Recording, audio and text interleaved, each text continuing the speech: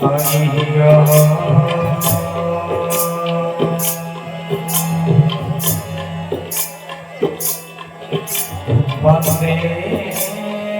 देवगुरु सुगंधितमेव वंदे जगन्नाथं वंदे अज्ञानमरसुसवरमं वंदे जगन्नाथं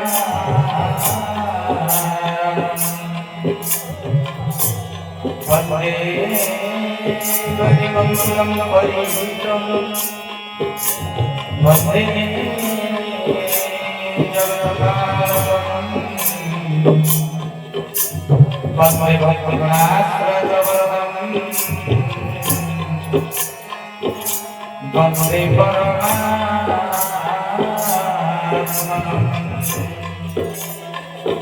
नमामि जगन्नाथं नमामि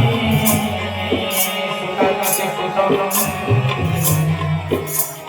नमामि भक्तवत्सलं प्रभुपादं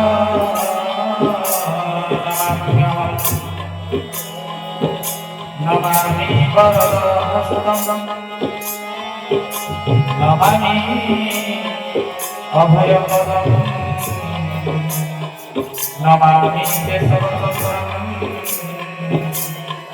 सर्वक्षेत्राधिसंयुतं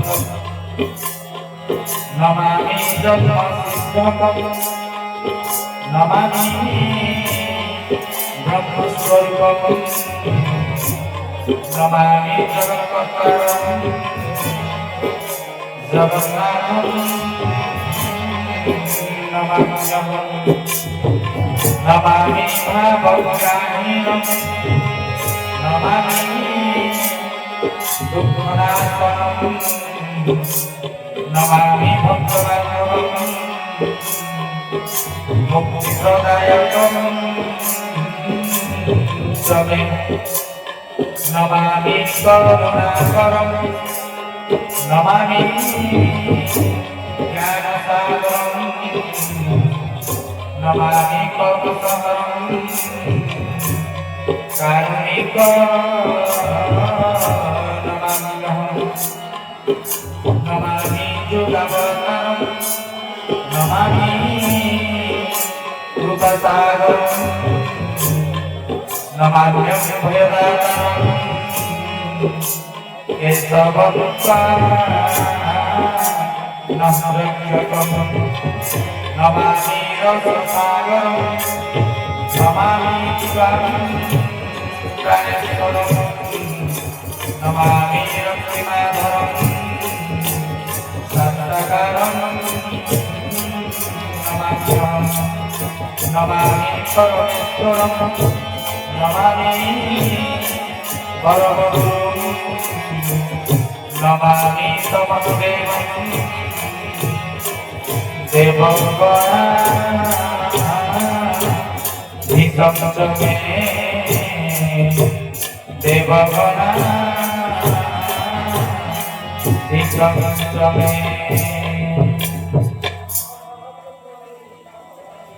सर्वप्रथमे से अव्यक्त मंगलाधिपति पूर्ण परब्रह्म परमेश्वर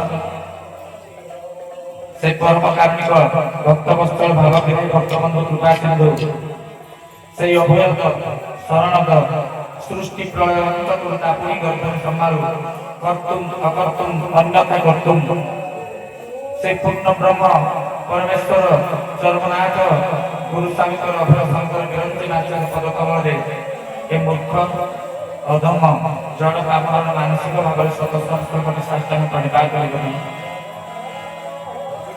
तत्परे विश्वभक्तृत्व दिव्यात्मा परिषद अच्युत भक्त ब्रह्म संघ कीर्तिज्योति आश्रम सर्वक्षेत्र महिमा आज ये सतसंग महामहोत्सव आज सान्ध्य सत्संग अधिवेशन ये महामंत्र परिचालक सम्मानीय बड़ भाई सुदर्शन भाई एवं विश्वभक्तृत्व दिव्यात्मा परिषदर समस्त उपस्थित निर्वाही कर्मकर्ता वृंद अच्युत भक्त ब्रह्म संघर ସାଂଗଠନିକ ମୁଖ୍ୟ ମୋର ପୂଜ୍ୟ ସମ୍ମାନୀୟ ଶ୍ରୀଯୁକ୍ତ କୈଳାସ ଚନ୍ଦ୍ର ମହାନ୍ତି ମହୋଦୟ ଏବଂ ଅଚ୍ୟୁତ ପୁତ୍ର ସଂଘର ସାଧାରଣ ସମ୍ପାଦକ ଶ୍ରୀଯୁକ୍ତ ଧ୍ରୁବାନନ୍ଦ ବିଶ୍ୱାଳ ମହୋଦୟ, ଉପସ୍ଥିତ ଅନ୍ୟାନ୍ୟ ସମସ୍ତ କର୍ମକର୍ତ୍ତାବୃନ୍ଦ, ଆଜି ଏ ମହାମଞ୍ଚରେ ମୋର ବାମ ପାର୍ଶ୍ୱରେ ଉପସ୍ଥିତ ପଡ଼ାଶୀ କେନ୍ଦ୍ରର ପରିଚାଳକ ମୋର ସମ୍ମାନୀୟ ବଡ଼ ଭାଇ ସନ୍ତୋଷ ଭାଇ ଏବଂ ଏ କେନ୍ଦ୍ର ଅନ୍ତର୍ଗତ ସମସ୍ତ ନିର୍ବାହୀ କର୍ମକର୍ତ୍ତାବୃନ୍ଦ, ଏ ଯଜ୍ଞକୁ ଆୟୋଜନ କରିଥିବା ସମସ୍ତ ନିର୍ବାହୀ କର୍ମକର୍ତ୍ତାବୃନ୍ଦ, ଏଠାରେ ଉପସ୍ଥିତ ଥିବା ସମସ୍ତ ଗୁରୁଭ୍ରାତା ଗୁରୁଭଗିନୀ, ସମସ୍ତ ସଦାତ୍ମା ଦିବ୍ୟାତ୍ମା ଚିଦାତ୍ମା ବ୍ରହ୍ମ ଜିଜ୍ଞାସୀ ଈଶ୍ୱର ସମସ୍ତ ସତ୍ସଙ୍ଗ ପ୍ରେମୀ ଆତ୍ମରାମ, ଆଜିର ଏ କାର୍ଯ୍ୟକ୍ରମକୁ ଉଦ୍ଦେଶ୍ୟ ସାଜି ଭକ୍ତି ଅର୍ଘ୍ୟ ନିବେଦନ କରୁଥିବା ମୋର ସମ୍ମାନୀୟ ପୂଜକ ପଣ୍ଡିତ ମଣ୍ଡଳୀ ଏବଂ ବାଦ୍ୟ ମଣ୍ଡଳୀ, ଏ କାର୍ଯ୍ୟକ୍ରମକୁ ସବୁ ମତେ ସହଯୋଗ କରୁଥିବା ଏ ଗ୍ରାମର ସମସ୍ତ ଗ୍ରାମବାସୀ ବୃନ୍ଦ, ଏ ଅଞ୍ଚଳବାସୀ ବୃନ୍ଦ, ଆଜିର ଏ କାର୍ଯ୍ୟକ୍ରମକୁ ସରସ ସୁନ୍ଦର କରିବା ପାଇଁ ଆପଣଙ୍କ ନିକଟରେ ପହଞ୍ଚାଇବା ପାଇଁ ପ୍ରୟାସରତ ସାଉଣ୍ଡ ମାଇକ୍ ଲାଇଟ୍ ଅପରେଟର ବିଭାଗର ସମସ୍ତ ଭାଇମାନେ କର୍ମକର୍ତ୍ତାମାନେ ଏବଂ ଏଠାରେ ଉପସ୍ଥିତ ଥିବା ସମସ୍ତ ଗୁରୁ ଗୁରୁଜନ, ଏ ଗ୍ରାମର ସମସ୍ତ ଗ୍ରାମବାସୀ ବୃନ୍ଦ, ପରିଶେଷରେ ଭଗବାନଙ୍କର ଅମୃତମୟ ସୃଷ୍ଟିର କୀଟଠାରୁ ବ୍ରହ୍ମ ପର୍ଯ୍ୟନ୍ତ ସମସ୍ତଙ୍କୁ ମୋର ଗୁରୁ ଜ୍ଞାନରେ ସପ୍ରେମ ସଶ୍ରଦ୍ଧ ସଭକ୍ତି ଗୁରୁସ୍ୱାମୀ ପ୍ରଣାମ। ତେବେ ଭାଇ ଓ ଭଉଣୀ, ହରି ଅନନ୍ତ ହରି କଥା ଅନନ୍ତ, ଭଗବାନ ହେଉଛନ୍ତି ଅନନ୍ତ ଅସୀମ ନିର୍ଗୁଣ ନିରାମୟ ନିର୍ଲିପ୍ତ ନିରଞ୍ଜନ ଅଖଣ୍ଡ। ସେ ଯେଭଳି ଭାବରେ ନିର୍ଲିପ୍ତ ଅଖଣ୍ଡ ନିରଞ୍ଜନ, ତାଙ୍କରି କଥାବସ୍ତୁ, ତାଙ୍କରି ପବିତ୍ରମୟ କଥା, ତାଙ୍କରି ଦିବ୍ୟମୟ ଗାଥା, ତାଙ୍କରି ଅନିର୍ବଚନୀୟ ତତ୍ତ୍ୱ ଭିତ୍ତିକ ଯାହାବି ନିରାକରଣ, ସେ ସମସ୍ତ କଥାକୁ ପଠାଇବା ପାଇଁ ଏ ଅଧମ କାହିଁକି ଏ ତିନି ପୁରରେ କେହି ବି ସମସ୍ତ ହୋଇପାରି ନାହାନ୍ତି। ଧରାପୃଷ୍ଠ କେତେ ନାଗାନ୍ତି ଜଗାନ୍ତି ସିଦ୍ଧାନ୍ତି ବେଦାନ୍ତି ଆସିଛନ୍ତି, କେତେ ଜ୍ଞାନୀ ଜୀବନ ଧରାପୃଷ୍ଠକୁ ଆସିଛନ୍ତି, ମହାମନୀଷୀ ମାନେ ଆସିଛନ୍ତି, ମହାପୁରୁଷ ମାନେ ଆସିଛନ୍ତି, ଗୁରୁ ଗୁରୁ ଅଙ୍ଗ ଧରାପୃଷ୍ଠକୁ ଆସିଛନ୍ତି, ତଥାପି ଭଗବାନଙ୍କର ଆଦି ଅନ୍ତ୍ୟକୁ କଳନା କରିପାରିବାର ସାମର୍ଥ୍ୟ କେହି ବି ବହନ କରିପାରି ନାହାନ୍ତି। ସମସ୍ତେ ନିଜକୁ ଅସାମର୍ଥ୍ୟ ମନେ କରିଛନ୍ତି ଯେ ଭଗବାନଙ୍କର ନା ଆଦି ଅଛି ନା ତାଙ୍କର ଅନ୍ତ ଅଛି। ତେଣୁ ଏ ମହାମନ୍ତ୍ରରେ ବସି ସେ ଏ ଅଧମ ସେତିକି କହିବ, ମହାପୁରୁଷ ମାନେ ରାଶି ରାଶି ପ୍ରାମାଣିକ ତଥ୍ୟ କେତେ ସୁନ୍ଦର ଭାବରେ ପ୍ରଦାନ କରି ଯାଇଛନ୍ତି, କେମିତି ଭାବରେ ଭଗବାନଙ୍କର ଆଦି ଅନ୍ତକୁ କଳନା କରିବ। ଆପଣମାନେ ଦେଖିପାରୁଥିବେ ସେ ରାଜାଦି ରାଜେଶ୍ୱର, ଯେ ଅନନ୍ତ କୋଟି ବିଶ୍ୱ ବ୍ରହ୍ମାଣ୍ଡର କର୍ତ୍ତା କର୍ତ୍ତା ବିଶ୍ୱ ନିୟନ୍ତା, ସୃଷ୍ଟି ପ୍ରଳୟ ଅନ୍ତ କରୁ ତାପୁଣି ଗର୍ଭରେ ସମ୍ଭାଳୁ, ଯାହାଙ୍କର ଦୃଷ୍ଟି ଅଗ୍ରରେ ସମଗ୍ର ସୃଷ୍ଟି ସମାହିତ, ଯାହାଙ୍କର ଇଚ୍ଛାର ଅବ୍ୟବହିତ ପୂର୍ବରୁ ସଂକଳ୍ପ ମାତ୍ରେ ସୃଷ୍ଟିର ସମସ୍ତ ଘଟଣା ମୁହୂର୍ତ୍ତକ ମଧ୍ୟରେ ନିମିଷକ ମଧ୍ୟରେ ସମାହିତ ହୋଇଯାଏ, ସେ ହେଉଛନ୍ତି ମୋର ପରମ ପୂଜ୍ୟ ଗୁରୁଦେବ ପ୍ରଭୁପାଦ ଶ୍ରୀ ଶ୍ରୀ ଶ୍ରୀ ଚରମନାଥ ଗୁରୁସ୍ୱାମୀ। ଆଜିର ଆଲୋଚନା କରିବା ସେ ଚରମର କଥା, ଯିଏ ଧର୍ମରୁ ତୁଟେଇ ଦିଏ, ପ୍ରାଣୀର ଜୀବନ ସମସ୍ତ ଶଙ୍କାକୁ ଦୂର କରିଦିଏ, ଯେଉଁ ଚରମକୁ ସ୍ପର୍ଶ କରିଲା ମାତ୍ରେ କ୍ରିୟା ହୁଏ, ଯେଉଁ ଚରମକୁ ପୂଜା କରିଲା ମାତ୍ରେ ଆପେ ଆପେ ଜ୍ଞାନର ଚକ୍ଷୁ ଉନ୍ମୀଳନ ହୁଏ ସୂକ୍ଷ୍ମାତି ସୂକ୍ଷ୍ମ ପ୍ରକ୍ରିୟା ଦ୍ୱାରା, ଯେଉଁ ଚରମକୁ ଆପଣ ଭକ୍ତି ଭାବରେ ଶ୍ରଦ୍ଧାରେ ଯଦି ଶ୍ରବଣ କଲେ, ସେ ଶବ୍ଦ ବ୍ରହ୍ମ ଯାଇ ପିଣ୍ଡ ଭିତରେ ସେ ସୂକ୍ଷ୍ମ କ୍ରିୟା ଦ୍ୱାରା ଜ୍ଞାନ ଚକ୍ଷୁ ଉନ୍ମୀଳନ କରିଦେଇପାରେ। সেই চরমর কথা অত্যন্ত নিগুড় নিগমর কথা। তবে এই সজ্জন মন্ডলী সেই চরম বিষয়ে প্রভু পাদ কেতে সুন্দর ভাবে গোটিয়ে বাণী প্রদান করছেন। বলে চরম কম সে বিষয়ে সে বুঝাইকি সুন্দর ভাবে কইছেন। বলে চরবন চৈতন রে উভা, চরবন চৈতন রে উভা, রবনে সজায় রক্ত সভা, মকার চক্রে সংহার ধরি ঘৃণা করু ନାମ ଶରଣରେ ନାମ ଚରମ ଅକ୍ଷର ତତ୍ତ୍ୱରେ ନେଲୁରେ ମର୍ମ ନାମ ଶରଣରେ ନାମ ଚରମ ଅକ୍ଷର ତତ୍ତ୍ୱରେ ନେଲୁରେ ମର୍ମ। बोलो सच्चिदानंद भगवान की, बोलिए श्री श्री चरमनाथ गुरु स्वामी की जय। तेरे सज्जन मंडली केते सुंदर भाବରେ प्रति କଥା କହିଲେ କହିଲେ ଚବର୍ଣ୍ଣ ଚୈତନ୍ୟର ଉଭା ର ବର୍ଣ୍ଣେ ସଜାଏ ରଙ୍ଗ ସଭା ମକାର ତତ୍ତ୍ୱରେ ସଂହାର ଧରି ଲୀଳା କରୁଅଛି ମରତପୁରୀ। हे सज्जन मंडली ଚବର୍ଣ୍ଣ ଚୈତନ୍ୟ ଦାତା କିଏ ନା ଚୈତନ୍ୟ ଦାତା ହେଲେ ମାନେ ଯେ କୋନ चौवर्ण चैतन्य उभा र वर्णे सदाए रंग सभा। हे सज्जन मंडली ये सृष्टि को परिचालना करते परिपालन करते चैतन्य प्रदान करते भगवान स्वयं विष्णु।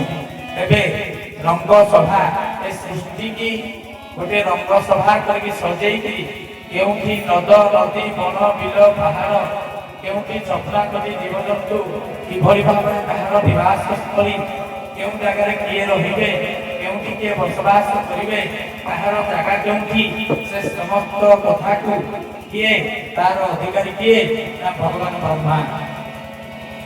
ସିଏ ରଙ୍ଗ ସଭା ଭଳିଆ ଏ ସୃଷ୍ଟିକି ମାୟାର ସୃଷ୍ଟିକି ସଜେଇକି ରଖିଛନ୍ତି। ତାପରେ ମକାର ତତ୍ତ୍ୱରେ ସଂହାର ଧରି ଏବେ ସୃଷ୍ଟି ତିଆରି ହେଲା ତାର ସର୍ଜନା କରିଲେ ଭଗବାନ ବ୍ରହ୍ମା तार परिचालना दायित्व नेले भगवान विष्णु एवं संहारर तत्व संहारर लीला को दायित्व देकी बसले किए ना भगवान आशुतोष भोलाशंकर देवदेव महादेव।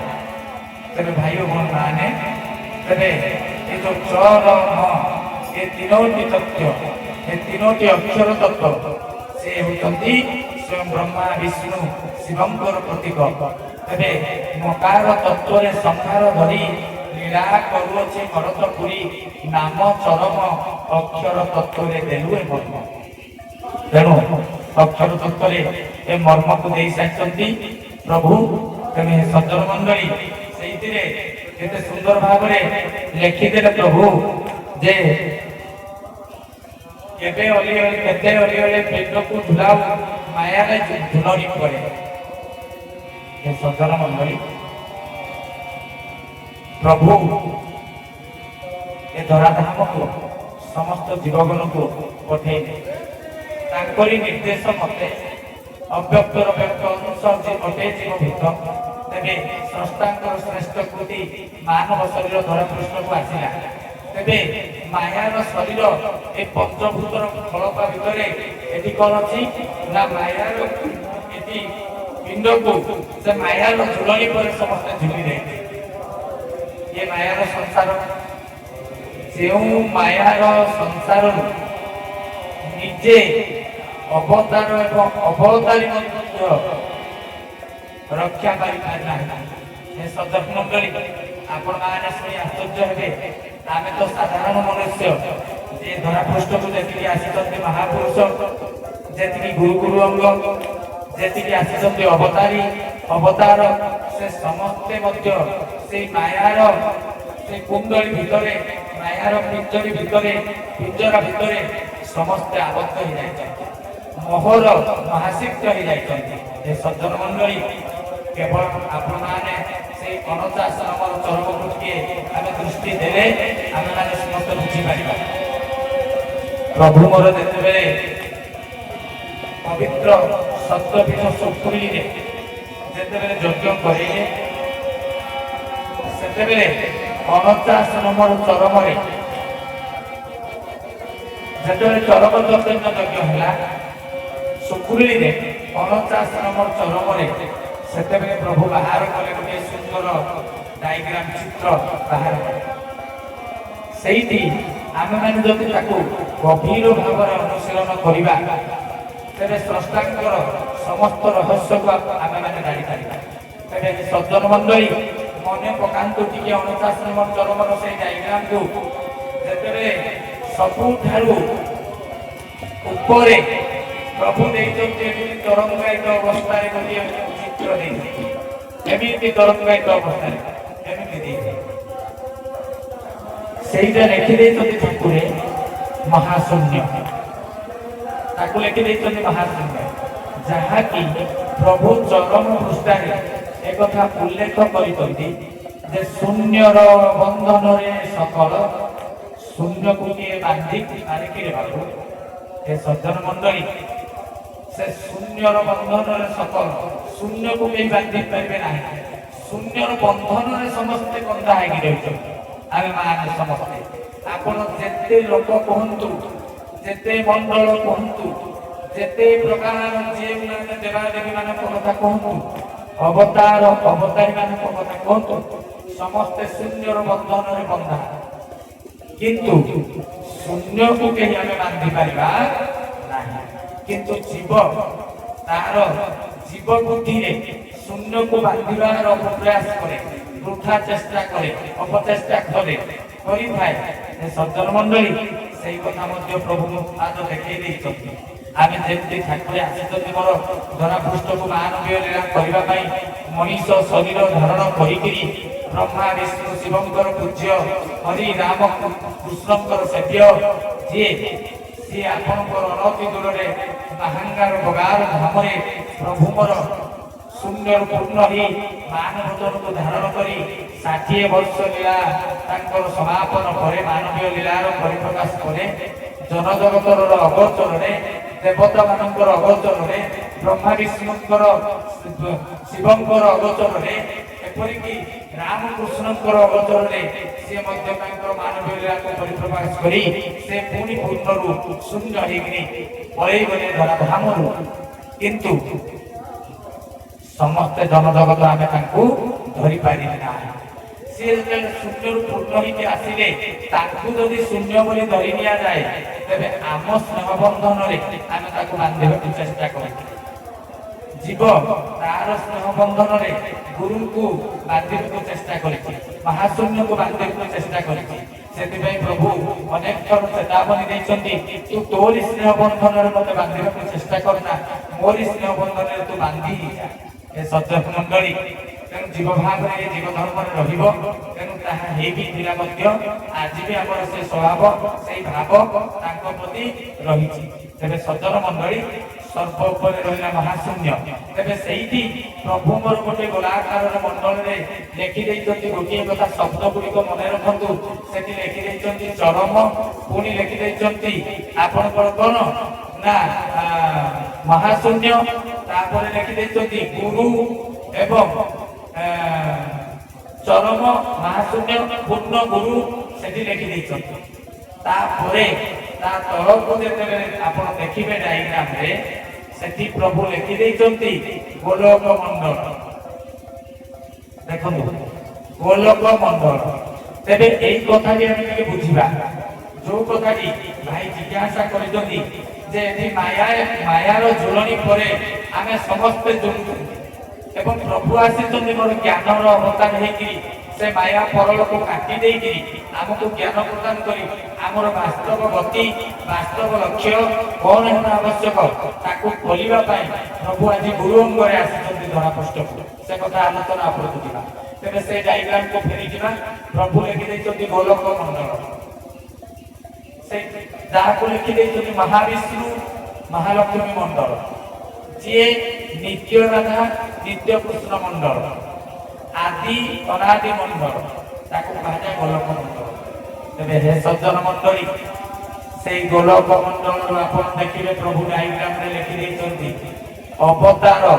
ଅବତାରୀ ଗୁରୁ ଆପଣଙ୍କର ଖଣ୍ଡଗୁରୁ ସଦ୍ଗୁରୁ ଆଉ କଣ ମୁନି ଯୋଗୀ ଋଷି ଆଉ କିଏ ନା ଅବତାରୀ ତତ୍ତ୍ୱଙ୍କର ପିତା ମାତାଙ୍କର ସିଏ ହଉଛି କଣ ନା ସ୍ଥଳ ଯୋଉ ଗୋଲକ ମଣ୍ଡଳରେ ଯାହାକୁ ଆମେ କାରଣ ଜଗତ ବୋଲି କହୁ ସେଇ ଗୋଲକ ମଣ୍ଡଳର ଅଧିପତି ଯିଏକି ନିତ୍ୟ ରାଧା ନିତ୍ୟ କୃଷ୍ଣ ତାକୁ ପରମ ବ୍ରହ୍ମ ବୋଲି କୁହାଯାଏ ପରମ ବ୍ରହ୍ମ ମଣ୍ଡଳ ବୋଲି ବି କୁହାଯାଏ କାହିଁକି ନା ଆପଣ ଜାଣି ରଖନ୍ତୁ ପରମ ବ୍ରହ୍ମ କହିଲେ ଯେଉଁଠି ପ୍ରକୃତି ଏବଂ ପୁରୁଷଙ୍କର ମିଳନ ତତ୍ତ୍ୱକୁ ପରମ ବ୍ରହ୍ମ ବୋଲି କୁହାଯାଏ परब्रह्म सीए प्रभु पुणी देखी देइछन्ति से कोन ना सेटा जे परम ब्रह्म मंडल जेमिति कि राम आम से जो आसीथिले भगवान श्री राम रा को राधा बोली कही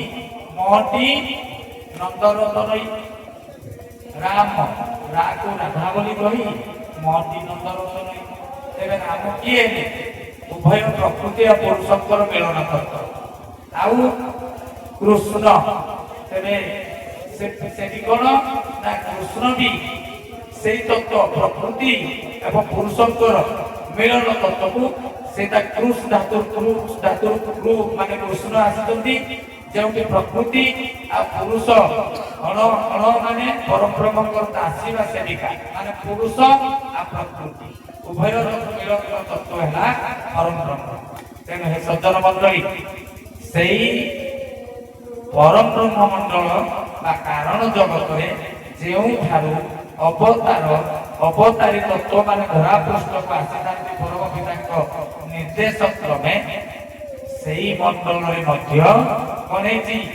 ना माया स्पर्श करे जो आज भाई टपिक जे केते और माने केते अलियले पिंड को झुला मायार झुलनी आमे तो पिंड को मायार झुलनी रे झुलाऊ ए धरा पृष्ठ को प्रभु को व्यक्ति रेखे जे भी धरा पृष्ठ को आसी से सब मायार मोहर शिकुड़ी रे से माने बंधा पड़ जाए हे सज्जन मंडली आपण माने सुनी आश्चर्य हे आपण को प्रमोद भाई कारण जगत होची आदि अनादि क्षेत्र कारण जगत होची गोलक मंडल तेबे से गोलक मंडल रो अवतारी तत्व धरा पृष्ठ को आसंती लीला करंती निजे भगवान श्री कृष्ण तेरे पूर्ण ब्रह्म नारायण सी भी कोटि कोटि ब्रह्मांड को सृष्टि करि पारुतले कोटि कोटि ब्रह्मांड को गर्भ को निक्षेप करि पारुतले तांकर शक्ति साधन थिला तेबे सी भी केमती माया रे मानसिक हेले मोहरे महासक्त हेले हे सज्जन मंडली ए कथा कहबार शक्ति सामर्थ्य हमर नाही ए कथा कहि नै कहि दिए ना भागवत जहाँ कोई अधम अनेक थर आलोचना आपणकर अंचल तेरे दशम स्कंद द्वारका आपण लीला को जदि अवलोकन करेंगे पाठ करेंगे तेरे से कथार केमिति भाव निजे अवतारी पुरुष भगवान श्रीकृष्ण केमिति महाशक्त होते से कथा को आपने जापर तेरे सज्जन मंडली से प्रसंग आलोकन करवा नहीं संक्षेप खाली आपको जन दूसरी जेतेबेले ब्राह्मण पुत्र अपहरण होईची सेतेबेले भगवान श्री कृष्ण अर्जुन को धरी मंडल पर मंडल अतिक्रांत करी जेतेबेले जाईकरी पहुंचछंती स्वयं मालिक प्रभुपाद श्री श्री गुरुस्वामी को निकट रे जेउठी शास्त्र जहा को धरी न पारी लिखितते कृष्ण परे कृष्ण दही परे कृष्ण से कथा को उल्लेख करितंती तेबे जेव कथा को अतिबड़ी जगन्नाथ दास भागवत रे उल्लेख करतंती कोन कहले कहले हरि अर्जुन एकाबे होइले कृष्ण पाद तले राधे करिले गोविंद मधुरा रुचि मकरंद बोलिए धर्मनाथ गुरु स्वामी की जय सज्जन मंडली केते सुंदर भाव में लिखले अति बड़ी जगन्नाथ दास कहले हरि अर्जुन एका बेले पड़िले कृष्ण पाद तबे कोलु हरि के जाइते भाई हरि के जाइते भगवान श्री कृष्ण तबे सेही श्री कृष्ण पुनी को कृष्ण कर पाद तले पड़ी हे सज्जन मंडली सेही बुझिबा को पड़िबो जे ए द्वापर युगर मर्त्यावतरित भगवान श्री कृष्ण सेठी जे सृष्टिर स्रष्टा जगतर पिता सृष्टिर पिता एकमात्र एक ब्रह्म द्वितीय नास्ति प्रभुपाद श्री श्री चरमनाथ गोस्वामी श्रीपाद पद्म रे जाई के हरि अर्जुन बेसिकली लोटी गले बोली आनंद कुमार हरि हरि बोल तबे हे सज्जन मंडली सेति भाई हरि अर्जुन एकादरे पड़िले कृष्ण पाद तले सेतबे से कृष्णकर पाद तले पड़ी गले भागवतर अति बड़ी जगन्नाथ दास तांकर दर्शन तत्व रे ठाकुरंकर ସେଇ ନାମକୁ ଆଣିପାରିଲେ ନାହିଁ। ଯେଉଁ ନାମ କୈଶବରୁ କେଶବ ନାମକୁ ବହିଲା, ଯେଉଁ ନାମ କେଶବ ନାମ ସେଇଠି ରହିଛନ୍ତି ସୃଷ୍ଟିର ସ୍ରଷ୍ଟା ଅନନ୍ତ କୋଟି ବିଶ୍ୱ ବ୍ରହ୍ମାଣ୍ଡର ମାଲିକ, ତାଙ୍କରି ନାମକୁ ସେଠି ଭାଗବତ ଦର୍ଶନ କରିପାରିଲେ ନାହିଁ। ଅତି ଜଗନ୍ନାଥ ଦାସ ଏ ସଜ୍ଜନ ମଣ୍ଡଳୀ ସେ ନାମକୁ ଏତେ ସହଜ ନୁହେଁ ଆଣିବା ପାଇଁ, ତାଙ୍କରି କୃପାରେ ସେ ନାମ ଆସିଥାଏ। ତେବେ ସେଠି ଯେତେବେଳେ ପଢିଲେ ସେଠି ଦେଖିଲେ ଅନନ୍ତ କୋଟି ଦେବତା ମାନେ 33 କୋଟି ଦେବତା, କୋଟି କୋଟି ବ୍ରହ୍ମା, କୋଟି କୋଟି ବିଷ୍ଣୁ, କୋଟି କୋଟି ଶିବ, ସେଠି ଯଜ୍ଞ ନାଗ କିନ୍ନର ଚାରଣ ବିଦ୍ୟାଧର ଇନ୍ଦ୍ରାଦି ଦଶ ଦିଗପାଳ ସମସ୍ତେ ସ୍ଥାବର ଜଙ୍ଗମ ଯାଏ ସେଠି ନିଯୋଗ ସେବା କଟିକିରି ମହିମା ମହିମା ପ୍ରଭୁଙ୍କର ସେବାଦ ପଦ୍ମରେ ସମସ୍ତେ ଆଜ୍ଞାକୁ ଅପେକ୍ଷା କରିଛନ୍ତି। ଇନ୍ଦ୍ର କାନ ଧରିକିରି ଏକ ବଳି ହୋଇ ଠିଆ ହେଇକିରି ମହିମା ମହିମା ବୋଲି ଡାକ ଛାଡୁଛନ୍ତି। କାହାକି ସୁଯୋଗ ଦେଇନାହାନ୍ତି ପ୍ରଭୁ। ସୁଯୋଗ କାହାକୁ ଦେଇଦେଲେ? କିଏ ସେ ସୁଯୋଗ ଚାନ୍ସ ମାରିଲା ଭାଇ? এইটি লোকা গাগ বসিଛନ୍ତି। কেড়ে পরম দয়ালু, কেড়ে পরম কারুণিক, কেড়ে পরম ভক্ত বৎসল ভাবগ্রাহী দেবতা মানে কান্দুଛନ୍ତି। ভো ভো ହେଇକିରି ତାଙ୍କୁ ବାଇପାସ କରିକିରି ପ୍ରଭୁ ସବୁ ସୁଯୋଗ ସମସ୍ତ ସୁଲଭ କରିଦେଲେ। ତାଙ୍କୁ ନିଜେ ନିଜକୁ ନିଜର ଅତି ପ୍ରିୟ ମାନସ ସନ୍ତାନ ଚରମକୁ ସମସ୍ତଙ୍କୁ କେତେ ସୁଲଭ କରିଦେଲେ।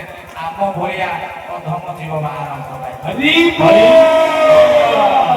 ଆଜି ଚିନ୍ତା କରନ୍ତୁ। ଆଲୋଚନା ପ୍ରସଙ୍ଗରେ ଆଲୋଚନା କରିକି ଯିବା ଆସିବା କଥା ଦେଖିବେ ସେ ଦେବତା ମାନଙ୍କୁ କେମିତି ଦୁର୍ଲଭ, ଆମକୁ କେମିତି ସୁଲଭ ହେଇଯାଇଛନ୍ତି। ଏ ସଜ୍ଜନ ମଣ୍ଡଳୀ ଏଭଳି ସୌଭାଗ୍ୟ ନା କୋଉ ଜନ୍ମରେ ଥିଲା ନା ଆଗକୁ ରହିବ, ଏ କଥାର ଗ୍ୟାରେଣ୍ଟି ମଧ୍ୟ ଦେଇବାକୁ କିଛି ଅତ୍ୟୁକ୍ତି ହେଇପାରିବ ନାହିଁ। ଏ ସଜ୍ଜନ ମଣ୍ଡଳୀ ସେଇଥିପାଇଁ ସେଇଠି ଯେତେବେଳେ ପହଞ୍ଚିଲେ ହରି ଅର୍ଜୁନ, ସେତେବେଳେ ପଡ଼ିଗଲେ ପ୍ରଭୁଙ୍କର ପାଦ ପଦ୍ମରେ। ପ୍ରଭୁ ସେତେବେଳେ ତାଙ୍କୁ ଟିକେ ଚେତାବନୀ ଦେଲେ। କାହାକୁ? ନା ଦ୍ୱାପର ଯୁଗରେ ଲୀଳା କରିବା ପାଇଁ ଯେଉଁ କିଏ ନା ଅବତାରୀ ପୁରୁଷ ଭଗବାନ ଶ୍ରୀକୃଷ୍ଣ ଚନ୍ଦ୍ର ଧର ପୃଷ୍ଠକୁ ଯେତେବେଳେ ଧାଇଁ ଆସିଥିଲେ ତାଙ୍କୁ ଟିକେ ଚେତାବନୀ ଦେଲେ। କଣ ଚେତାବନୀ ଦେଲେ? ମନ କର୍ମ ଦେଇ ଶ୍ରବଣ କରିବେ, ଯାଇ ବୁଝିପାରିବେ। ଭାଗବତକୁ ଆମେ ଆକଣ୍ଠ ଗର୍ଭସ୍ଥ କଣ୍ଠସ୍ଥ ମୁଖସ୍ଥ କରୁଛନ୍ତି, ପଢୁଛନ୍ତି, କିନ୍ତୁ ଆମର ଚେତନା ଦ୍ୱାରରେ ସେ ପଦ ପ୍ରବେଶ କରିପାରୁନାହିଁ। ଏ ସଜ୍ଜନ ମଣ୍ଡଳୀ କଣ ଲେଖିଲେ ଭାଗବତର ଅତି ଜଗନ୍ନାଥ ଦାସ? ଠାକୁର ମୋର ଭଗବାନ ଶ୍ରୀକୃଷ୍ଣଙ୍କୁ କହୁଛନ୍ତି ଗୋଟେ ସବ୍ ବାଣୀ ଟ୍ରେଟିଂ ଦେଉଛନ୍ତି, ଟିକେ ମିଠା ସେ ତାର ପାଣି ଦେଉଛନ୍ତି। କଣ ବୋଲିକିରି କହିଲେ? ଆତ୍ମାରୁ ତୁମକୁ ଭିଆଇ ମତେ ମାନବ ଦେହ ଭରି ତୁମକୁ ଅନୁଭବତାର ଖଣ୍ଡିର ଅବନିର୍ଭାର গোবিন্দ গোবিন্দ গোবিন্দ बोलिए जगन्नाथ गुरु स्वामी की जय। सज्जन मंडली मা মানে হুলহুলি দেওয়া বন্ধ করিবেনি, মু নহলে ডাকি ডাকি হুলহুলি করিদেবি। ଆମ ପାଇଁ ତୁମ ପାଇଁ ଦରକାର ନୁହେଁ, ଇଏ ହଉଛି ମାଲିକର କ୍ଷେତ୍ର। ଇଏ ମାଲିକଙ୍କର କ୍ଷେତ୍ର। ଏଠି ହୁଳହୁଳି ହରିବୋଲ ଭରପୁର ରହିବା ଦରକାର। କାରଣ ମାଲିକ ଯୋଉଠି ବସିଥିବେ ତାଙ୍କର ଯଦି ବିଷ୍ଣୁଙ୍କର କଥା ଶୁଣନ୍ତି ବୈଷ୍ଣବ ମାନେ, ତେବେ ଆମେ ମାନେ ସମସ୍ତେ ବୈଷ୍ଣବ ବୋଲି ଏଠାରେ ଏକତ୍ରିତ ହେଇଛନ୍ତି। ତେଣୁ ତାଙ୍କର ବିଷ୍ଣୁ ଯେତେବେଳେ ଉପସ୍ଥିତ ଅଛନ୍ତି, ମୋ ପ୍ରଭୁ ଜଗନ୍ନାଥ ଗୁରୁସ୍ୱାମୀ ଯେତେବେଳେ ଉପସ୍ଥିତ ଅଛନ୍ତି ସୂକ୍ଷ୍ମ ସୂକ୍ଷ୍ମ ଭାବରେ, ତେବେ ତାଙ୍କର ଦରବାର ସେଇଭଳି ହେବା ଦରକାର। ତେବେ ମନ ଦେଇ ଶୁଣିବା ହେବେ। ଠାକୁର ମୋର କହୁଛନ୍ତି ଭଗବାନ ଶ୍ରୀକୃଷ୍ଣ ଆଉ ଅର୍ଜୁନକୁ କହିଲେ, ହେ କୃଷ୍ଣ କହିଲେ ଆତ୍ମାରୁ ତୁମ୍ଭଙ୍କୁ ଭିଆଇ ମତେ ମାନବ ଦେହ ବହି ତୁମ୍ଭଙ୍କୁ କଲୁ ଅବତାର ଖଣ୍ଡିର ଅନିର୍ବାଣ। ଆମେ ତୁମକୁ ଅବତାର ରୂପରେ ଧରାପୃଷ୍ଠକୁ ଆମେ ପଠେଇଛୁ। ତୁମେ କଣ କରିବା ପାଇଁ? ନା ଦୁଷ୍ଟକୁ କଣ କରିବ? ଦଳନ କରି ଶିଷ୍ଟକୁ ପାଳନ କରି ଅବଧି ଯୋଉ ଭାରାକ୍ରାନ୍ତ ହେଇଛି, ଧରଣୀ ରାଣୀ ଯୋଉ ଠାଇ ଠାଇ ଡାକୁଛି, ତାକୁ ତୁମେ ଶାନ୍ତି ପ୍ରତିଷ୍ଠା କରି ଧର୍ମ ପ୍ରତିଷ୍ଠା କରି ସନାତନ ଧର୍ମକୁ ପ୍ରତିଷ୍ଠା କରିକିରି ତୁମେ ପୁଣି କଣ କରିବା ପାଇଁ? ନା ଖଣ୍ଡିର ଅବନୀର ଭାର ତୁମେ ପୁଣି ମୋରି କୋଳକୁ ଫେରି ଆସିଲା। ହରି ହରି ହରି ବୋଲ। ତାଙ୍କରି କୋଳକୁ ଫେରିଯିବା କଥା କିଏ?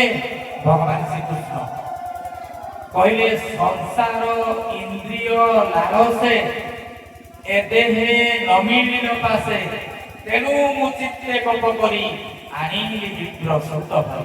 ହରି ବୋଲ। କେତେ ବଡ଼ କଥା ଦେଖନ୍ତୁ।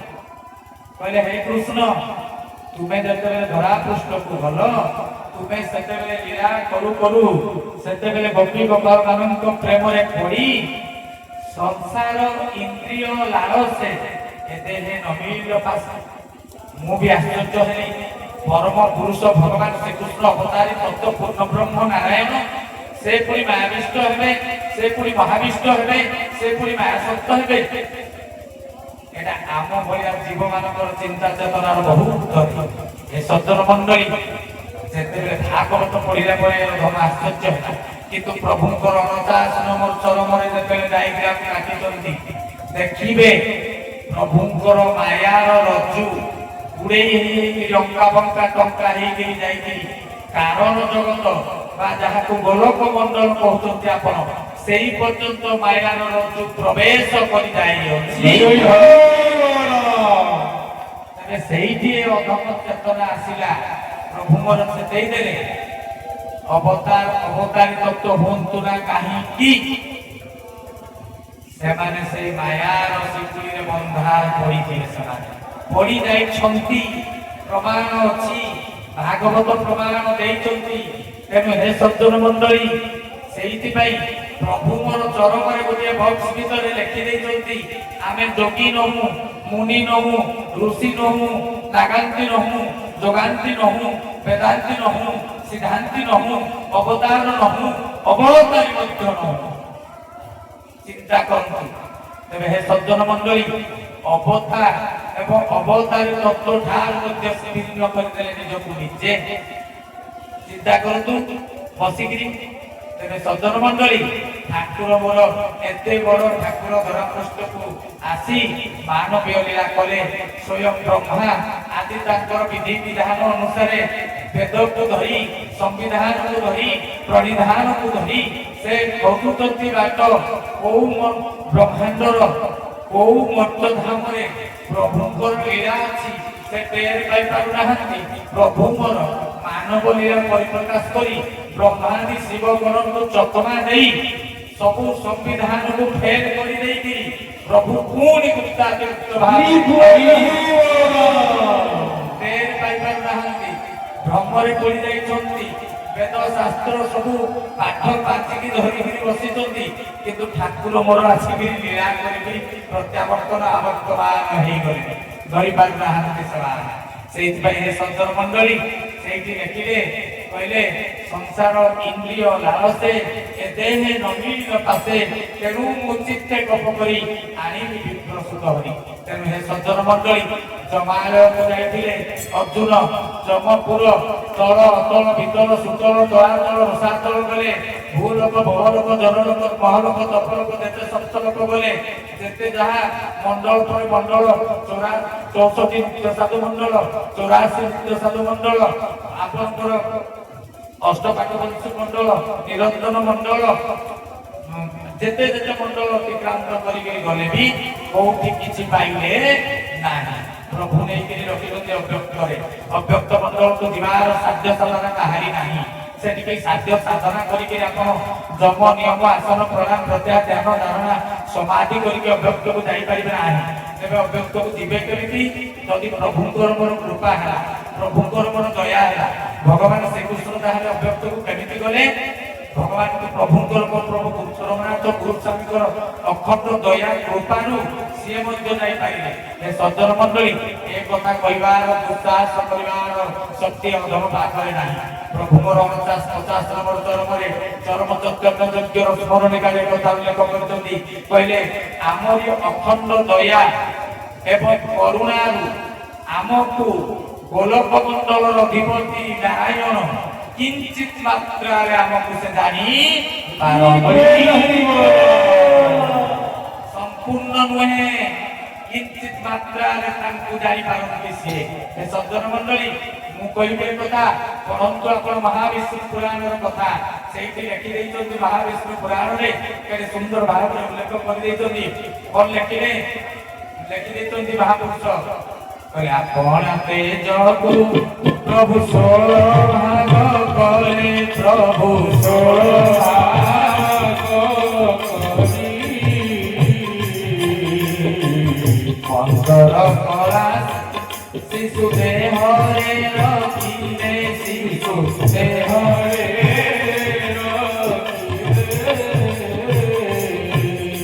ସଦାନନ୍ଦ ଗୁରୁ ସ୍ୱାମୀ କି ସଜ୍ଜନ ମଣ୍ଡଳୀ। ମହାବିଷ୍ଣୁ ପୁରାଣରେ ମହାବିଷ୍ଣୁଙ୍କ ଜନ୍ମ ବୃତ୍ତାନ୍ତ ଆପଣ ପଢନ୍ତୁ ଜାଣିପାରିବେ। କହିଲେ କଣ ଆପଣ ତେଜକୁ ପ୍ରଭୁ 16 ଭାଗ କଲେ, 15 କଳା ସେ ଶିଶୁ ଦେହରେ ରଖିଲେ। ତେବେ ସେ ଶିଶୁଟି କିଏ ଭାଇ ଭଉଣୀ ମାନେ ବାପା ମାନେ କୁହ, ସେ ଶିଶୁଟି କିଏ? 15 କଳାର ଅଧିକାରୀ କିଏ? ଭଗବାନ ଶ୍ରୀକୃଷ୍ଣ। 14 କଳାର ଅଧିକାରୀ ଭଗବାନ ଶ୍ରୀରାମଚନ୍ଦ୍ର। ତେବେ 15 କଳା ସେ ଶିଶୁ ଦେହରେ ରଖିଲେ। ଠାକୁରେ ତାଙ୍କର ପ୍ରିୟ ମାନସ ସଂସ୍କାର ଚରମରେ ଲେଖିଦେଲେ। କହିଲେ ଧନରେ ତୋ ପିତା ଅସଲ ଚାବି କାଠିଟିକୁ କାହାରିକି ଦିଅନ୍ତି ନାହିଁ, ସେ ନିଜେ ରଖିଥାନ୍ତି। ସବୁ ଦେଇଦେବେ ନା କଣ? ସବୁ ଦେବେ ନାହିଁ। ତେଣୁ 15 କଳା ସେ ଶିଶୁ ଅର୍ଥାତ୍ ଶ୍ରୀକୃଷ୍ଣ ଚନ୍ଦ୍ରଙ୍କ ଦେହରେ 15 କଳା ପ୍ରଦାନ କରି ପ୍ରଭୁ ତାଙ୍କୁ କହିଲେ ଅସଂଖ୍ୟ ବିଶ୍ୱର ଯେଣୁ ଅଟୁଟୁ ଆଧାର କୃଷ୍ଣ ବୋଲି ମହାବିଷ୍ଣୁ ନାମ ଦେଲେ। ଏଠି ମହାବିଷ୍ଣୁ କହିଲେ କିଏ? ଠାକୁରଙ୍କୁ ପ୍ରତୀକାତ୍ମକ ଭାବରେ ନିଆଯାଇଛି। ସେ ସଜ୍ଜନ ମଣ୍ଡଳୀ ଭଗବାନ ଶ୍ରୀକୃଷ୍ଣଙ୍କୁ 15 କଳା ପ୍ରଦାନ କରି ମୋ ପ୍ରଭୁ ଜଗନ୍ନାଥ ଗୋସ୍ୱାମୀ କହିଲେ ହେ କୃଷ୍ଣ, ଆଜିଠାରୁ ତୁମେ ଭଜ୍ୟ, ତୁମେ ଭକ୍ତା, ତୁମେ ଭଗବାନ, ତୁମେ ବିଶ୍ୱନିୟନ୍ତା, ତୁମେ ସର୍ବସ୍ୱ, ତୁମେ ସର୍ବକର୍ତ୍ତା, ସର୍ବମୟକର୍ତ୍ତା ବୋଲି ଏ ସମଗ୍ର ସଂସାର ତୁମକୁ ଭଗବାନ ବୋଲି ଜାଣିବେ, ସ୍ରଷ୍ଟା ବୋଲି ଜାଣିବେ। ତୁମରି ଆଢୁଆଳରେ ସମଗ୍ର ସୃଷ୍ଟିର ଆଢୁଆଳରେ ଆମେ ନିଜକୁ ଲୁକ୍କାୟିତ ଭାବରେ ରଖିବୁ। ତେଣୁ ତୁମେ ଯଜ୍ଞ, ତୁମେ ଯଜ୍ଞ ପୁରୁଷ, ତୁମେ ଭଜ୍ୟ, ତୁମେ ଭକ୍ତା, ତୁମେ ପଞ୍ଚଇନ୍ଦ୍ରିୟ, ତୁମେ ପଞ୍ଚଭୂତ, ତୁମେ ସମସ୍ତ ବୋଲିକିରି ତୁମେ ବ୍ରହ୍ମା, ତୁମେ ବିଷ୍ଣୁ, ତୁମେ ଶିବ ବୋଲି ସେ ତାଙ୍କୁ ଆଖ୍ୟା ଦେଇ ତେଣୁ ହେ ସଜ୍ଜନ ମଣ୍ଡଳୀ, ସିଏ ବି ପ୍ରଭୁଙ୍କର ଆଦି ଅନ୍ତକୁ ପାଇପାରିବେ ନାହିଁ। ତେବେ ଭଗବାନ ଶ୍ରୀରାମଚନ୍ଦ୍ର କୃଷ୍ଣଚନ୍ଦ୍ର ଯୋଉଠି ପଥପଣା ହେଉଛନ୍ତି, ଆପଣ ଚିନ୍ତା କରନ୍ତୁ, ଆପଣ ମାନେ ଆମେ ମାନେ କିଭଳି ଭାବରେ ସେତେ ବଡ଼ ପ୍ରଭୁଙ୍କୁ ମାନବ ଶରୀରରେ କିଏ ଟିକେ ଖୋଇ ଦେଇଛନ୍ତି, କିଏ ଟିକେ ହାତ ମୋଡ଼ିକିରି ଘଷି ଦେଇଛନ୍ତି। କେତେ ଅନନ୍ୟ ସ୍ତରର ଭକ୍ତମାନେ କାଳିଅନ୍ତି ଗ୍ରାମ, ଅନେକ ମାଳିକା ପ୍ରବାଦୀୟ ଭକ୍ତମାନଙ୍କର ଏ ଗ୍ରାମ ପରିପୂର୍ଣ୍ଣ ହେଇଛି। ଆଜି ଅନେକ ମାଳିକା ଭକ୍ତ ଏଇଠାରୁ କାଳିଅନ୍ତି ଗ୍ରାମରେ ଆଜି ଯୋଗଦାନ ଦେଇଛନ୍ତି, ମୋ ପ୍ରଭୁଙ୍କର ସ୍ଥୂଳ ସେବାରେ ନିଜକୁ ସାମିଲ କରିଛନ୍ତି। ଏ ମାଟି ଅତ୍ୟନ୍ତ ମହିମାମୟ ମାଟି। ମୋ ପ୍ରଭୁ ଏଠି ଆସିକିରି ଦିନ ଦିନ ଧରିକିରି ରହିଛନ୍ତି, ସମୟ ଅତିବାହିତ କରିଛନ୍ତି ଭକ୍ତମାନଙ୍କ ଗହନରେ। ତେଣୁ ଏଭଳି ପୂର୍ଣ୍ଣ ପବିତ୍ର ମାଟିରେ କେତେ ଭକ୍ତ ତାଙ୍କୁ ଖୋଇ ଦେଇଛନ୍ତି, କେତେ ତାଙ୍କୁ ଗାଧେଇ ଦେଇଛନ୍ତି, କେତେ ତାଙ୍କୁ ଯାଇ ସ୍ପର୍ଶ କରିଛନ୍ତି, କିଏ ପାଦ ସେବା ଦେଇଛି, କିଏ ତାଙ୍କୁ ପ୍ରଭୁଙ୍କୁ କେତେ କଣ କରିଛନ୍ତି ସେବା। ତେବେ ବ୍ରହ୍ମା ଶିବଙ୍କର ଅବସରରେ ସେ ପ୍ରଭୁ ଆମ ପ୍ରତି ଏତେ ସୁଲଭ ସରଳ ହେଇଗଲେ। हे सज्जन मंडली जेउठी शिव स्वरूपा गगन उड़ुची सिमिली तुलाକୁ କିଏ ପଚାରେ କିନ୍ତୁ सिमिली तुला ପାଖରେ ପ୍ରଭୁ ଧରା ଦେଇଥିଲେ। ଶିବ ସ୍ୱରୂପା ଗଗନ ଉଡ଼ୁଛନ୍ତି ତାଙ୍କ ପାଖରେ ପ୍ରଭୁ ଧରା ଦେଲେ ନାହିଁ। ଏବେ ସଜ୍ଜନ ମଣ୍ଡଳୀ ସେଇଠି କଣ ନା ସେଇ ଗୋଲୋକ ମଣ୍ଡଳର ଅଧିପତି ହେଉଛନ୍ତି ଭଗବାନ ଶ୍ରୀକୃଷ୍ଣ। ଆପଣ ମାନେ ଜାଣି ରଖନ୍ତୁ जे सृष्टि को एपर्यंत धरा पृष्ठ को जेते गीता भागवत वेद वेदांत शास्त्र उपनिषद जहाँ भी आसिछन समस्तंकर पहुंच बा समस्तंकर कौन कहला सेटा पहुंचीबार सामर्थ्य अछि को पर्यंत ना गोलोक मंडल पर्यंत समस्तंकर पहुंच अछि। गोलोक मंडल पर कौन अच्छी कहारी जानिबार शक्ति साधना नहीं, कारण से रास्ता को प्रभु आज मोर प्रभु जगन्नाथ गुरु स्वामी आज आसी निजे रास्ता फिटेइले बोली आज आमे माने समस्ते जानी पारि। ହରିବୋଲ ତେବେ ହେ ସଜ୍ଜନ ମଣ୍ଡଳୀ ଯେତେ ବି ଧରା ପୃଷ୍ଠକୁ ଜ୍ଞାନ ଆସୁଛନ୍ତି ଗୋଲକ ମଣ୍ଡଳ ପର୍ଯ୍ୟନ୍ତ ଯାଇଛନ୍ତି ଆଉ ସାରକୁ ଯାଇପାରି ନାହାନ୍ତି। ତେଣୁ ଗୋଲକ ମଣ୍ଡଳ ପର୍ଯ୍ୟନ୍ତ କଥା କହିବେ ସେମାନେ ଗୋଲକ ମଣ୍ଡଳରୁ ପ୍ରକୃତ ସିଦ୍ଧାନ୍ତ ଧରା ପୃଷ୍ଠକୁ ଆସିପାରି ନାହିଁ। ସେଥିପାଇଁ ତ ମହାପୁରୁଷ ଲେଖିଦେଲେ କଣ କହିଲେ କହିଲେ ଅନେକ ପୁରାଣ ଶାସ୍ତ୍ର ରଚିବ ସିଦ୍ଧାନ୍ତ ବଚନକାର ସିଦ୍ଧାନ୍ତ ଏସବ ସୁନ୍ଦର ନାମ ବନାଇବ ସର୍ବେ ବୋଲିବେ ଠାକୁର ଜୟ ଶ୍ରୀ କେଶବ ଜୟ ଶ୍ରୀ କେଶବ ଜୟ ଶ୍ରୀ କେଶବ ଜୟ ଶ୍ରୀ କେଶବ କହିଲେ ଅନେକ ଶାସ୍ତ୍ର ପୁରାଣ ରଚିବ ସିଦ୍ଧାନ୍ତ ବଚନ ତାର। ତେଣୁ ହେ ସଜ୍ଜନ ମଣ୍ଡଳୀ ଏ ସୃଷ୍ଟିକି ଧରା ପୃଷ୍ଠକୁ ସିଦ୍ଧାନ୍ତ ବଚନ କେବଳ ପଶେଇଲେ କିଏ ନା ପ୍ରଭୁ ମୋର ଯେତେବେଳେ ଆସିଲେ ସେତେବେଳେ ସେ ସିଦ୍ଧାନ୍ତ ବଚନ ପଶେଇଲେ ତାଙ୍କର ବଚନକୁ ସିଦ୍ଧାନ୍ତ ବୋଲିକିରି କୁହାଯିବ। କାହିଁକି ପ୍ରଭୁ ମୋର ଏକଥା ଲେଖିଦେଲେ ଯେ ଶାସ୍ତ୍ର ପୁରାଣ ସବୁ ଧୂଆଁମାନ ବୋଲିକିରି ଲେଖିଦେଲେ। ସେମାନେ ଧୂଆଁକୁ ଦେଖିକିରି ନିଆଁକୁ ଅନୁମାନିତ ସୂତ୍ରରେ ଅଛି ବୋଲିକି ସେମାନେ ଲେଖିଛନ୍ତି। କିନ୍ତୁ ସିଦ୍ଧାନ୍ତ ବଚନ ଦେବେ କିଏ ନା ଠାକୁର ମୋର ଯେତେବେଳେ ଶାସ୍ତ୍ର ପୁରାଣକୁ ରଚନା କରିଦେଇଛନ୍ତି ମୀମାଂସା ତତ୍ତ୍ୱକୁ ରଚନା କରିଦେଇଛନ୍ତି। ଆଗାମୀ ସମୟରେ ଯେତେବେଳେ ସେଇ ମୀମାଂସା ଆସିବ ସେତେବେଳେ କେତେ ସମସ୍ତଙ୍କର ମଥା ଘୁରିଯିବ। ହେ ସଜ୍ଜନ ମଣ୍ଡଳୀ ପ୍ରକୃତ ମୀମାଂସାକୁ ଧରା ପୃଷ୍ଠକୁ ବସାଇଛନ୍ତି ଠାକୁର। ସେ କଥା ଏଠି କେତେ ବଡ ବଡ ସମସ୍ତେ ଅଛନ୍ତି ମୋର ସମ୍ମାନୀୟ ଗୁରୁତୁଲ୍ୟ ଅଛନ୍ତି ଆମର ଅଚ୍ୟୁତ ଗୁପ୍ତ ବ୍ରହ୍ମ ସଂଘର ସାଧାରଣ ସମ୍ପାଦକ ମହୋଦୟ ଯେ ଧ୍ରୁବାନନ୍ଦ ବିଶ୍ୱାଳ ମହୋଦୟ ତାଙ୍କରି ଅନେକ ଶିକ୍ଷା ତାଙ୍କ ଠାରୁ ଆମେ ପାଇଛୁ ଏବଂ ତାଙ୍କ ଭଳି ଅଛନ୍ତି ପିତାମ୍ବର ସାର୍ ନିଜେ ଅଛନ୍ତି ଆଉ ଶୀତକନ୍ଦ ସାର୍ ଅଛନ୍ତି। ସେମାନେ ତ ଅଖଣ୍ଡ ଜ୍ଞାନୀ ପ୍ରଭୁଙ୍କର ମୀମାଂସା ସୂତ୍ରରେ ସେମାନେ ଜାଣିଛନ୍ତି ସୂତ୍ରକୁ ସେମାନେ ଆପଣଙ୍କୁ ପରବର୍ତ୍ତୀ ପର୍ଯ୍ୟାୟକ୍ରମିକ ଭିତରେ କହିବି ସାରିଥିବେ ଏବଂ ଆଗକୁ ବି କହିବେ। ସଜ୍ଜନ ମଣ୍ଡଳୀ ମୀମାଂସା ସୂତ୍ର ଦେଇଛନ୍ତି ଠାକୁର। ସିଏ ଯେତେବେଳେ କହିଦେଲେ ଯେ ପିଆଜ ରସୁଣ ନ ଖାଇ କଣ ଚଳିପାରିବ ନାହିଁ ସେଟା ମୀମାଂସା ହେଇଗଲା। ତା ଉପରେ ଆଉ କଥା କିଛି ନାହିଁ। ସିଏ ଯେତେବେଳେ କହିଦେଲେ ଯେ ମୁଣ୍ଡରେ ତୈଳ ଲଗାଇଲା ପରେ ଅବଶିଷ୍ଟ ତୈଳକୁ ଦେହରେ ଲଗାଇବ ନାହିଁ ସେଟା ମୀମାଂସା ହେଇଗଲା। ତା ଉପରେ ଆଉ କେହି କିଛି କହିପାରିବେ ନାହିଁ।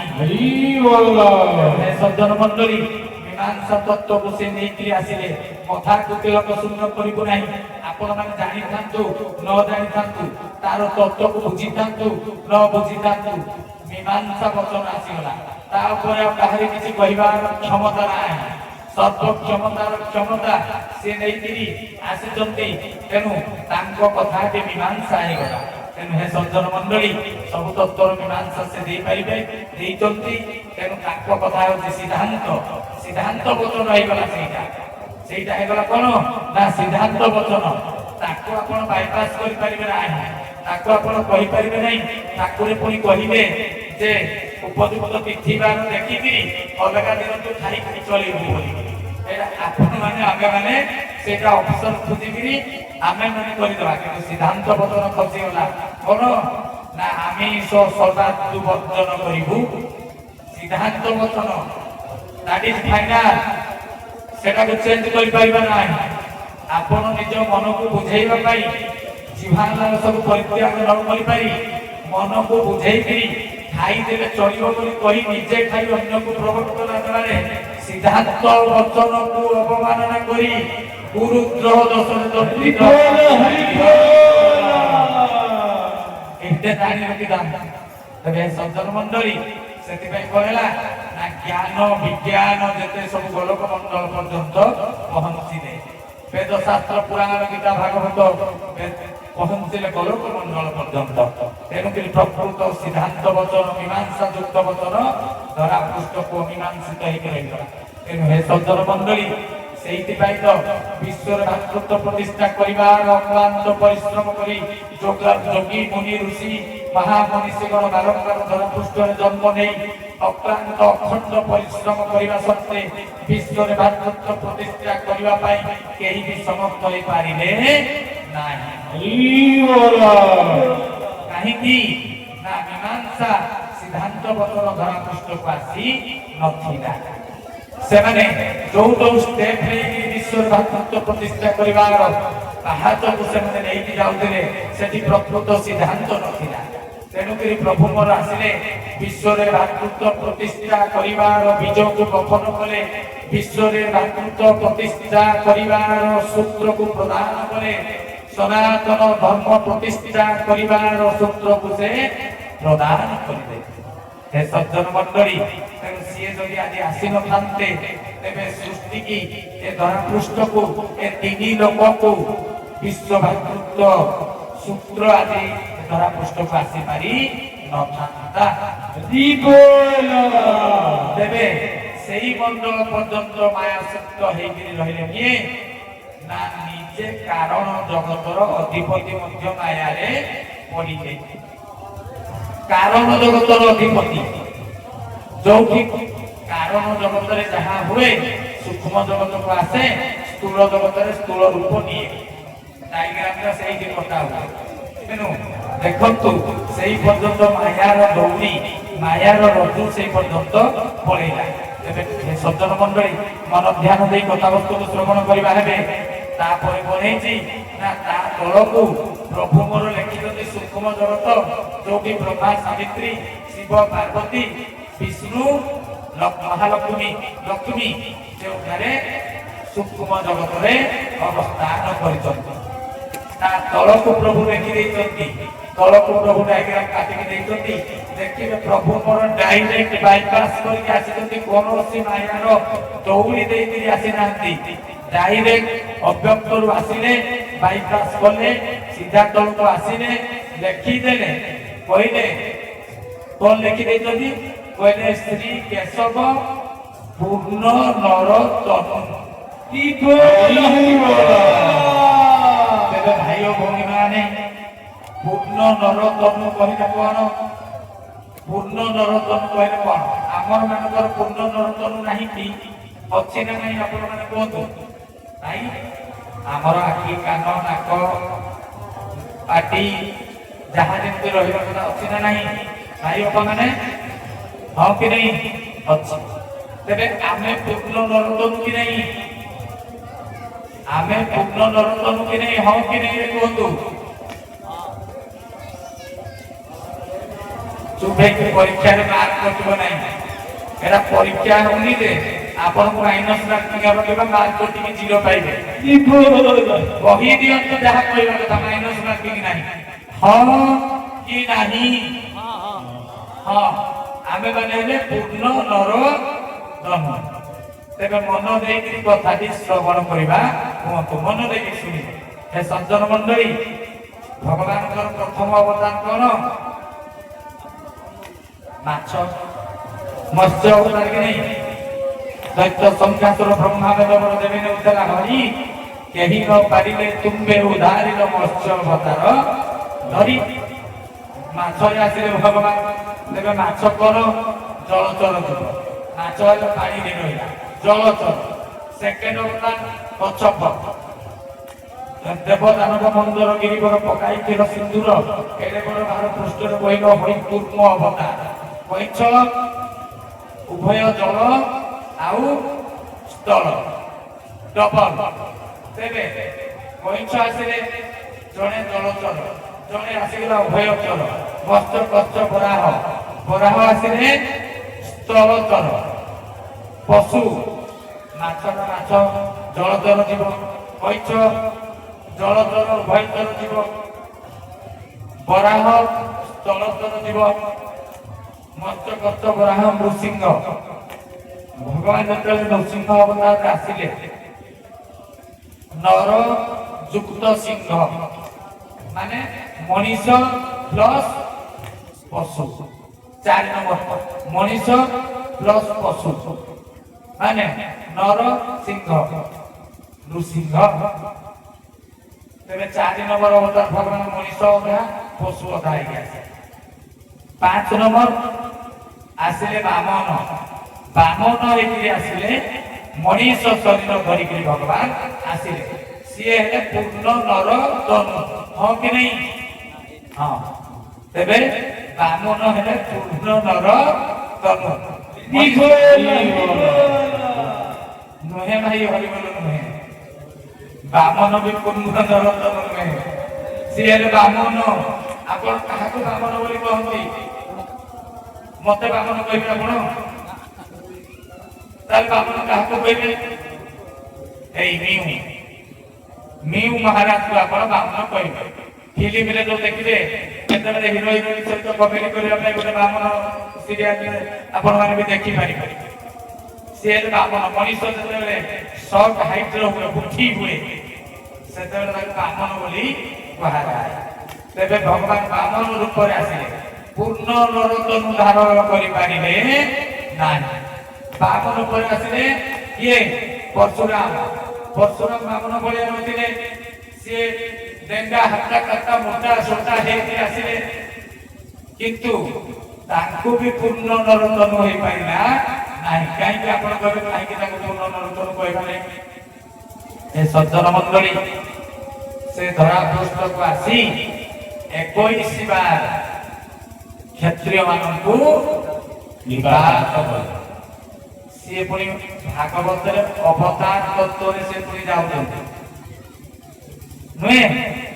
ତେଣୁ ପରଶୁରାମ ଅବତାର ଆସିକିରି 21 ବାର ନିକ୍ଷତ୍ରିୟ କଲେ ପୃଥିବୀକୁ।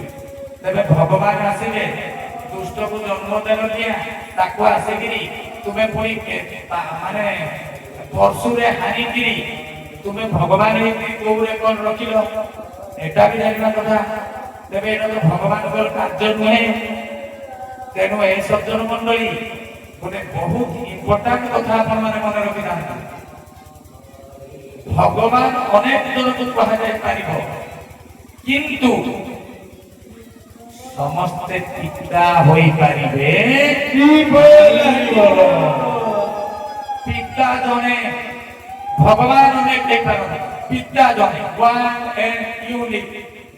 ସେଥିପାଇଁ ଲେଖିଦେଇଛନ୍ତି ମୋ ପ୍ରଭୁ ଚରଣନାଥ, କହିଲେ ଧନରେ ତୋ ପ୍ରଭୁ ଯେତେବେଳେ ମର୍ତ୍ତ୍ୟ ଧାମରେ ତାଙ୍କର ତୋ ପିତା, ଦେଖିଛନ୍ତି ଧନରେ ତୋ ପିତା ଯେତେବେଳେ ମର୍ତ୍ତ୍ୟ ଧାମରେ ତାଙ୍କର କବଲ୍ୟ ପାଦ ସ୍ଥାପିଛନ୍ତି, ଏ ନିଗମ ଗୁପ୍ତ ସନ୍ଦେଶ ତୁ ସେମାନଙ୍କୁ ଦେରେ ଚରମ।